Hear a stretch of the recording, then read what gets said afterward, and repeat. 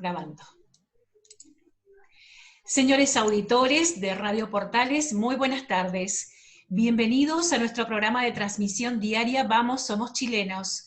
Agradecemos a nuestros controladores, don Luis Salinas y Mario Salazar, quienes hacen posible esta transmisión. Como todos los miércoles, estamos con el señor Héctor Salazar y con Paula Navarrete. Muy buenas tardes, ¿cómo les va? Hola, Nil, muy buenas tardes. Qué gusto estar con ustedes nuevamente. Paulita, la semana pasó volando y eso me tiene angustiado porque significa que las que vienen van a pasar muy rápido y estamos enfrentados a la decisión por Chile. Eso no lo podemos dejar de lado de mencionar. Así que bueno, voy a pedirle a Dios que esto sea más lento entonces porque hay muchas cosas todavía por armar y por hacer. Hola a todos mis porteños lindos, Nil, Héctor, un gustazo estar aquí con ustedes de nuevo. Hoy tenemos una invitada muy especial. Así es, hoy día tenemos a una periodista e historiadora, la señora Magdalena Mervilá. Magdalena, bienvenida a nuestro programa. Creo que hoy día marcamos un hito, habíamos tenido fundamentalmente hombres invitados y habiendo tanta dama en el programa, creímos pertinente ya cambiar entonces e invitar a damas que son muy relevantes e importantes en nuestro quehacer nacional. Así que te damos la bienvenida para que conversemos de los tópicos que sean de nuestro interés. ¿Cómo estás, Héctor? Paula, Nil, gracias por invitarme a su programa. Me siento súper honrada de ser la primera mujer invitada, pero veo que este es un programa donde las mujeres están presentes. Sí, Lo que pasa es que a Héctor le gustaba ser el bendito entre las mujeres. ¿Ya? Ahora, hoy día sí, hoy día estás bendito, porque somos puras mujeres. Hoy día sí. Exactamente. Tres bellas damas que me acompañan, así que estoy orgulloso. Muy bien. Bien. Paulita. Bueno, voy a partir yo haciéndote unas preguntitas, Magdalena. Yo soy un poco más conflictiva en estos temas, así que a mí me gustaría hacerte una pregunta, sobre todo por tu experiencia y todos los temas que tú has tocado, sobre el Octubre Rojo, las revoluciones y la destrucción. ¿Qué opinas tú sobre esta temática que pasó social, cierto, del octubre del año pasado? A ver, yo lo dije desde el comienzo de octubre y te voy a decir de muy temprano, yo creo que ya el día 20 de octubre, o sea, el día domingo después de ese 18, yo hablaba de revolución y muchos me miraban con cara de qué está hablando. Pero uno viene de la historia y la historia hay ciertas cosas que yo siempre digo no se repite, pero por Dios que rima, y nos permite poder comprender las cosas de una dimensión diferente. Y todas las revoluciones en la historia han comenzado con ideólogos. Siempre la gente habla de las revoluciones como el pueblo se levantó, y eso no existió nunca. O sea, siempre han sido ideólogos los que usan los problemas reales de las personas, que siempre han sido existentes, porque entendamos que hay momentos de la historia donde hay más problemas y menos problemas, pero siempre hay problemas. O sea, siempre tenemos una posición en que podemos estar mejor, ya, sin lugar a duda. Entonces, hay problemas de la gente que son reales, que son utilizados por estos ideólogos que generan estos movimientos sociales, se aprovechan de esos movimientos sociales y luego desatan esta revolución para poder imponer sus ideas. Y básicamente lo que buscan las revoluciones es refundar, y lo que quieren es cambiar una élite por otra, porque en el fondo siempre dicen que es en el fondo por la gente, pero no, es por ellos mismos. Entonces es básicamente sacar a los que están arriba para ponerse ellos arriba, en nombre muchas veces de la igualdad, pero la igualdad no llega, porque es igual, ¿para qué? En la teoría, en el papel, pero al final, si uno piensa incluso en la Revolución Rusa, que es el gran ícono, uno piensa, no sé, el gobierno en la época Stalin era un zar rojo que vivía en el Kremlin y que de igualdad no había nada, y los miembros del partido nunca buscaron la igualdad, sino que buscaban ellos convertirse en los nuevos zares. O sea, se pasó del zarismo anterior a zares soviéticos, y de zares soviéticos a Putin, y es la misma cosa igual. O sea, eso no ha cambiado nada. Entonces, ahí uno se da cuenta que los discursos bonitos son básicamente para el papel y para la emocionalidad de las personas, para utilizar a las personas incluso democráticamente. Pero la violencia que nosotros vimos en octubre, y que además octubre no es simbólico porque la Revolución Rusa se radicalizó en octubre, y octubre siempre significó exportar la revolución, el término octubre significaba eso, pero además el 18 de octubre, la fecha específica, de 1948 en Chile se dictó la Ley de Defensa de la Democracia, que prohibió al Partido Comunista, y por lo tanto esto tenía un simbolismo. Ellos son muy simbólicos porque son religiosos. El comunismo es una religión laica, que de alguna manera levanta nuevos dioses y que tiene rituales, igual que las religiones. Tiene rituales, tiene la Internacional Comunista, la cantan y van caminando como con flores a María. Tienen esos rituales que ellos tratan de desvincularse de lo religioso, pero utilizan lo religioso de un modo muy particular. Así que 18 de octubre no era nada casualidad, más planificado que, es decir, broma. Aprovecharon todas las circunstancias y había un poquito de pasto seco, bastante pasto seco por un lado, sí, sin duda. Por otro lado la fecha específica de octubre. Tú acabas de mencionar, Magdalena, una cosa que en realidad yo no lo había escuchado tan así y me encantó, ¿verdad? Y le diste al comunismo una perspectiva de religión. Por lo tanto, eso me explica o me hace sentido el compromiso que hay de esta gente, que uno la compara con el lado de acá y de repente se explica por qué los de acá no somos tan así y los de allá sí son así. Es decir, van todos detrás de un objetivo, no hay discusiones internas, se trabaja en conjunto, se logra el objetivo y después ven lo que pasa. Por acá uno aprecia lo contrario. Muchas peleas, muchos tirones de chaqueta para poder llegar al objetivo y eso complica. Esa forma religiosa que tú planteas nace de qué cosa, de qué cosa en la historia inspira que ellos, siendo, como tú dijiste, laicos, hagan funcionar ese punto. Lo que pasa es que el ser humano tiene una necesidad religiosa imperante desde el comienzo. Siempre el ser humano trató, la palabra religión tiene que ver con religare, volver a unir. Eso significa la palabra religión. Incluso uno puede tener una actitud religiosa y no profesar ninguna religión en específico. O sea, la religión no es en el fondo necesariamente algún tipo de credo. Entonces, la actitud religiosa es una actitud, digamos, humana desde la caverna. O sea, el ser humano siempre trató de explicarse la realidad desde, digamos, podríamos decir, cuando nosotros hablamos de mitología, la mitología trata de explicar esa realidad y juntar y comprender nuestro entorno, o sea, tiene que ver con eso. Una vez que se establecen ya religiones, digamos, establecidas y se pasa de un politeísmo a un monoteísmo, ese monoteísmo permite explicar toda la realidad, es una cosmovisión. En el momento en que durante, yo diría, desde el siglo XVIII en adelante, desde Immanuel Kant en adelante, porque nuestra cultura cristiana occidental tiene una idea que es que la verdad existe, y que la verdad se puede alcanzar. Y esa visión, que luego se complementa con la verdad existe, se llama Dios y se puede alcanzar, va a existir hasta el siglo XVIII. Cuando Immanuel Kant dice que la verdad puede que exista, pero lo claro es que no se puede alcanzar, va a generar, podríamos decir, un quiebre filosófico muy profundo. Y eso va a explicar todas las filosofías del siglo XIX. La filosofía del siglo XIX es una filosofía que ha perdido esa verdad, que antes era certera, estaba ahí, era Dios, y por lo tanto se empieza a desdibujar a Dios, poco a poco empieza a desaparecer. Y cada una de las filosofías del siglo XIX, el idealismo, el positivismo y todas las corrientes que van a surgir, tratan de generar nuevos dioses. El hombre necesita algo de qué aferrarse. Entonces, cuando el hombre deja de creer en Dios, como dice básicamente Chesterton, comienza a creer en cualquier cosa. Entonces, los distintos filósofos del siglo XIX endiosan distintas cosas. Entonces, Hegel va a ser el más completo porque Hegel va a crear una religión laica, Hegel va a crear una visión de mundo que va a crear esta idea del espíritu, que es toda la realidad y que explica toda la realidad, y todo se explica a través de estas triadas que son esta dialéctica.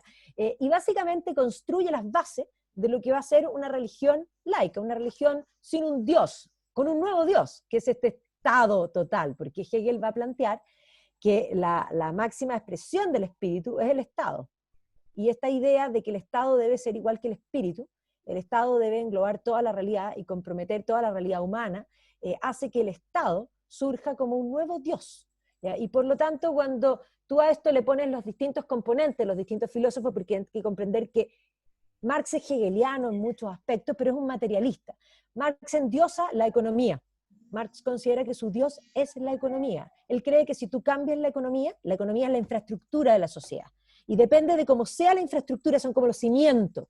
Depende de cómo sea esa economía, es la sociedad, como es la cultura, como en el fondo, como es el arte, como es la religión, como es todo. Ya todo se estructura en base a esa economía. Si tú cambias la economía, tú cambies la sociedad. Y esa es la idea marxista de lo que se llama estructuralismo, la casa de 2 pisos. Y entonces esa es la razón por la que siempre, en el fondo, los comunistas buscan cambiar la economía. Es más, cuando hablaban de retroexcavadora, ¿para qué se necesita una retroexcavadora? Se necesita para hacer un hoyo. ¿Y para qué queremos hacer un hoyo? Bueno, para sacar los cimientos. ¿Y qué se supone que están en los cimientos? La economía. O sea, ¿qué es lo que necesito cambiar para cambiar la sociedad? Necesito cambiar el modelo económico.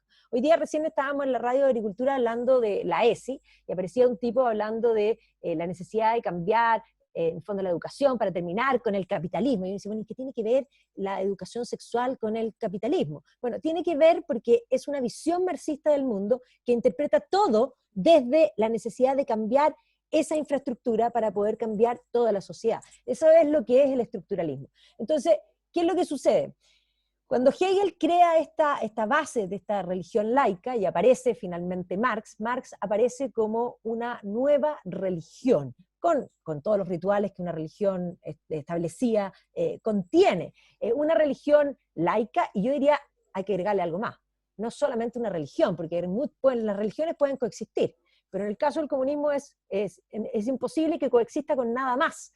¿Por qué? Porque ellos son una religión, no solamente una religión laica, son una religión fanática y tremendamente, o sea, para mí son absolutamente comparables con hablar de fundamentalistas islámicos totales. O sea, si tú pones a un fundamentalista islámico que está dispuesto y tiene un chaleco para volar un edificio y tratas de hacerlo entrar en razón, es imposible. O sea, ¿cómo vamos a conversar con alguien de Al-Qaeda y tratar de convencer que su visión de mundo está equivocada, que va a poner estas bombas pero que van a morir personas inocentes, tratar de hacerlo entrar en razones? Eso es absolutamente imposible porque llega a un punto donde, de alguna manera, podríamos decir, la fe y la razón siempre trabajan en conjunto, pero cuando se cae en fanatismo, la fe y la razón se separan y la fe pasa a operar sola. Entonces, cuando la fe está sola, se caen en fanatismo, y eso en cualquier religión. Y en este caso, son absolutamente de fe, sin ninguna razón, porque tú le puedes mostrar y decir, bueno, pero el comunismo ha muerto, según el libro negro del comunismo, escrito en los años 90, hoy día se piensa que las estadísticas son mayores, pero según ese libro tenemos 150 millones de muertos en 100 años por causa del comunismo. Y ellos van a corregir eso y van a decir, sí, pero es que esas muertes son justificadas. Ellos van a decir que ellos son los defensores de los derechos humanos, de los que piensan como ellos, pero de los que no piensan como ellos, esos no tienen derechos humanos porque eso es justificado matarlos. Entonces, básicamente trastocan todo porque no entran en razón, no es racional. Y por eso mismo, como no son racionales, no son democráticos y nunca han sido democráticos. La gente hoy día está rasgando vestiduras diciendo cómo va a ser posible que el señor Teillier diga que no condena la violencia, porque él no va a decir que no va a llamar a manifestarse, porque llamar a condenar la violencia sería llamar a no manifestarse. Él considera que la manifestación y la violencia van de la mano. Y están todos rasgando vestiduras que lo van a pasar a la Comisión de Ética. Y yo digo, bueno, ¿y de qué se impresionan? Si el comunismo siempre ha tenido esa idea de que la violencia es parte, porque desde Lenin en adelante, Lenin corrige a Marx, y Lenin considera que la revolución hay que provocarla, y la única manera de provocarla es por la violencia. Entonces, a ver, lo que más me impresiona es que haya gente que se asombre de los dichos de Teillier. O sea, ahí te dan ganas de decir, perdón, pero a ver, esto lleva 100 años, más, de 1848 en adelante. O sea, lo que me llama la atención es que la clase política sea tan ignorante de llegar a pensar que el comunismo puede ser en alguna instancia democrático. ¿Es ignorante o ellos quieren hacerse ver ignorantes?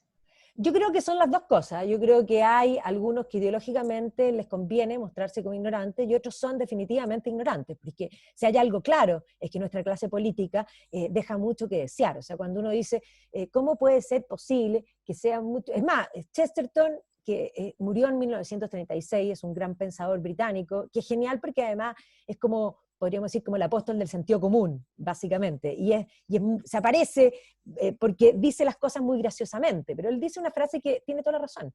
Dice, si tu inteligencia no da para mucho, todavía te queda la opción de hacerte político.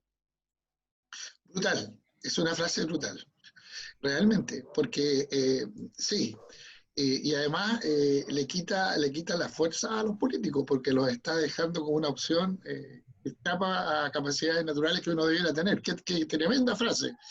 Mira, estaba escuchando muy atentamente tus palabras, especialmente la destrucción que tú mencionabas de la parte económica. Me pareció escuchar en alguna otra conferencia una nueva visión respecto a reestructurar nuestra forma de vivir en el planeta.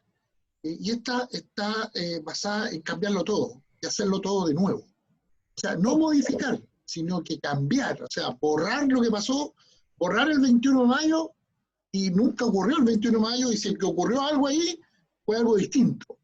¿Qué opinas de eso? ¿Has tenido alguna información de ese punto? Bueno, por supuesto, hace mucho rato entendamos que el marxismo ha ido mutando en la historia. O sea, primero Marx escribe en 1848, esto va a mutar ya con Lenin, que considera que la revolución no va a llegar sola, que hay que provocarla, y por lo tanto marxismo-leninismo implica acción y violencia, eso es en el fondo la mutación. Pero después en el tiempo el marxismo también va a ir mutando, en los años 20 va a aparecer la figura de Gramsci, y Gramsci va a considerar que no hay que cambiar la infraestructura, no hay que cambiar la economía, sino que hay que afectar la superestructura y que el comunismo debe apropiarse de la educación, de los medios de comunicación y de la cultura, para desde la superestructura terminar haciendo caer, en el fondo, la infraestructura sola, al revés, no cambiar con una retroexcavadora, sino que afectar desde arriba para que este edificio finalmente colapse. Entonces, esa idea que va a plantear Gramsci en los años 20, cuando está preso, en sus cuadernos, digamos, desde la cárcel, va a ser retomada en la década de los 60 por la Escuela Crítica de Frankfurt, y específicamente por Marcuse, que va a ser un profesor muy influyente, un alemán que va a estar en Estados Unidos, y desde las universidades va a permear, y estas ideas son las que van a levantarse en la revolución en los años 60, los años 60, el año 68 en particular, mayo del 68 en Francia, tiene este componente marxista incorporado, que tiene esta visión cultural. Entonces nace esta idea de la contracultura. No solamente el mayo del 68 en Francia, que el 69 se manifiesta en Estados Unidos, sino que también todo el movimiento provo, como se llama, de este provotariado, de la provocación, de las performances callejeras que aparece en Ámsterdam, y que entre otras cosas congrega incluso a John Lennon y la Yoko Ono en una protesta en la cama por la paz con una bicicleta blanca, ¿ya? Y ellos imponen desde esta idea de las bicicletas hasta la droga libre, que es muy propio de Ámsterdam, y el aborto libre también surge como parte de, digamos, de esta agenda. Y esa agenda empezó a trabajar, yo diría desde los 60 en adelante, con mucha fuerza, y sobre todo con más fuerza aún desde los 90 en adelante. ¿Por qué desde los 90? Porque el año 89, cuando se cae el muro de Berlín se cayó porque el sistema comunista quebró, económicamente quebró. El muro cayó porque quebró económicamente, o sea, fracasó el modelo económico, y la Unión Soviética cayó detrás. Y en ese minuto, en los años 90, no había nada más de modé, nada más fuera, digamos, es más, Fukuyama y varios más hablaron del fin de la historia, o sea, se terminó la historia como la conocemos, y por lo tanto va a iniciar algo nuevo. Y por debajo venía esta contracultura que venía trabajando, y sobre todo desde Francia van a aparecer personajes que van a terminar de dar cimiento a este coletazo que venía desde la Escuela Crítica de Frankfurt, retomando a Gramsci, que va a ser la idea de la deconstrucción, que todo lo que nosotros tenemos es un constructo mental, y que por lo tanto nada es real. Esta idea de que la verdad existe desaparece, y la verdad es líquida, como dicen ellos. Y es líquida porque puede cambiarse, ¿ya? Y es una construcción. Y si todo es una construcción, para poder encontrar nuestra propia identidad tenemos que primero deconstruirnos, para poder determinar y reemplazar algo que venía desde Hegel. Porque lo que hace Hegel es reemplazar la sociedad del ser por la sociedad del sentir. Y por lo tanto el sentir se impone. Yo siento que soy algo que puedo no ser. O sea, yo me siento igual que cuando tenía 15, no sé si ustedes, pero no me veo igual. Y es evidente... No, te ves igual. Me veo súper parecida. Pero es evidente que hay algo en mí que permanece, pero hay muchas cosas en mí que cambian, ¿ya? Y eso que yo me sienta de 15 no quiere decir que yo tenga 15, objetivamente. Y tampoco quiere decir que yo pueda exigirle al Estado que mi carné diga que yo tengo 15 porque yo me siento de 15.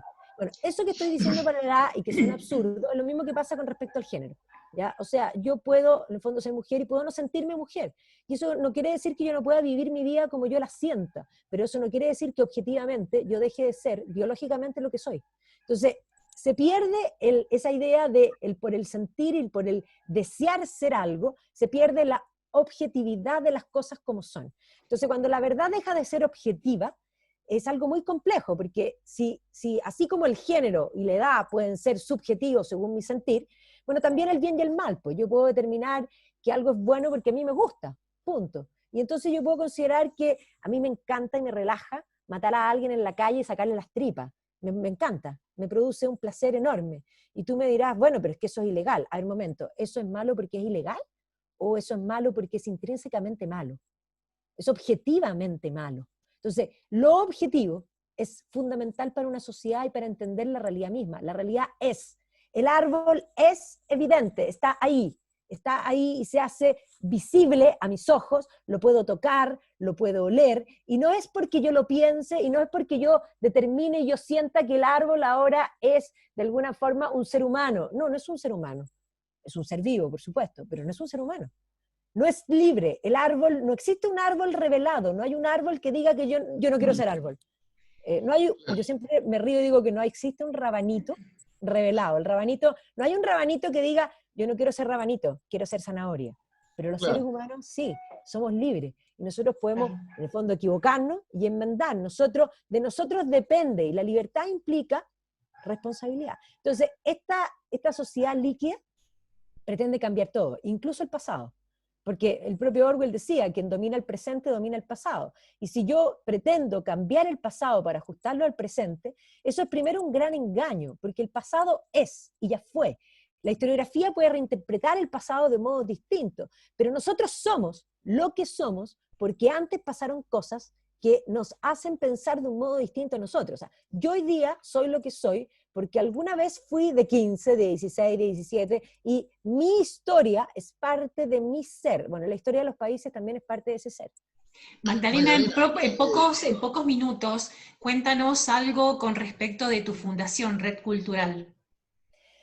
Bueno, nosotros tenemos esta fundación donde pretendemos acercar la cultura a las personas de un modo fácil, cercano. Nosotros creemos que las humanidades, la historia, la filosofía es para todas las personas y un poco luchamos contra el academicismo excesivo que pretende hablar, digamos, historia para los historiadores, para los iniciados, hacer filosofía para los filósofos que son iniciados. Nosotros creemos que nadie tiene que estar iniciado, que lo mismo difícil se puede explicar en fácil y de modo comprensible, y que creemos que las humanidades son esenciales, porque efectivamente desde las humanidades, y ahí hay que hacer un mea culpa, la hemos tenido muy votada, es de donde se construye el relato. Y el relato es lo que mueve a las sociedades. Y nuestro gran problema, y lo que vivimos desde octubre, es haber abandonado las humanidades, considerando que no servían para nada, y que básicamente había que trabajar y producir más puntos en el PIB. Y los puntos del PIB sin humanismo, sin comprender la realidad y sin relato de lo que somos y sentirnos orgullosos, bueno, la verdad es que nos lleva a este octubre, a nuestro octubre rojo, que llevamos un año de incertidumbre y quizás cuántos más van a venir. Y nuevamente Chile va a ser un caso de desarrollo frustrado, como siempre, porque esto se repite. Una lástima. Bueno, el tiempo ha volado, ha sido interesantísima tus planteamientos, pero no puedo dejar de preguntarte sobre algo que yo sé que también te interesa. Ludwig van Beethoven. ¿Qué me puedes decir de él antes de que terminemos el programa? A ver, me tocó hacer una charla hace poco de él, y tengo que decir que hace un par de meses atrás mi marido me preguntó un día, me dice, bueno, ¿tú crees que Beethoven es el más grande en la música? Y yo le dije, mira, yo estoy entre Beethoven y Wagner, y ahora que hice la charla sobre Beethoven y estuve estudiándolo, digamos, porque este año se celebra, ya son los 250 años de su natalicio, me metí en profundidad y creo que es el más genial. Y es el más genial por varias razones, porque primero hay que decir que no es lógico que alguien que tenga problemas en el oído se convierta en el músico más importante que haya cambiado la historia para siempre. Y efectivamente Beethoven, por una parte uno lo sitúa en el clasicismo y en el romanticismo, pero lo que está claro es que después de Beethoven la música no va a ser la misma. Y no va a ser la misma precisamente porque se queda sordo. O sea, Beethoven, en el momento en que empieza a dejar de escuchar, empieza a mutar su música, porque cuando deja de escuchar con los oídos, comienza a escuchar con el oído interno, con el oído de la racionalización y de la complementación completa de la música en su interior, y comienza a racionalizar la música de un modo que nadie que no haya sido sordo podría haberlo hecho. Entonces, los tres momentos de los cambios de la música de Beethoven tienen que ver con el momento en que empieza a perder el oído y que decide finalmente asumir que está sordo, que se está quedando sordo, y por lo tanto se atreve a racionalizar la música y a componer esto, y el momento en que ya está totalmente sordo, y ahí tenemos una novena, y todos los cuartetos de cuerda finales, donde incluso podríamos decir que Beethoven crea la música moderna. O sea, Beethoven es un clasicista, es un romántico y es un contemporáneo. Y sí, sin duda, es el músico más grande que ha generado la historia. Y cambió la música para siempre. Y eso tiene que ver con esa posibilidad del arte. El arte, cuando dicen que un pintor deja de ver con los ojos y ve con el ojo interno, ese ojo interior que hace salir el arte, bueno, el oído interior es lo que permite salir a este artista que es realmente fantástico. Yo estudié haciendo la charla, escuchando toda la música de Beethoven. En un momento me recosté en la alfombra de mi casa, me puse audífono y me mandé la sinfonía, y tengo que decir que después de eso no solo se me treparan los pelos y lloráis, sino que sí es realmente un gigante al que hay que agradecerle. Así que yo el día que me muera espero encontrármelo y decirle que fue un don. Perder el oído fue un don. No, un y gran don.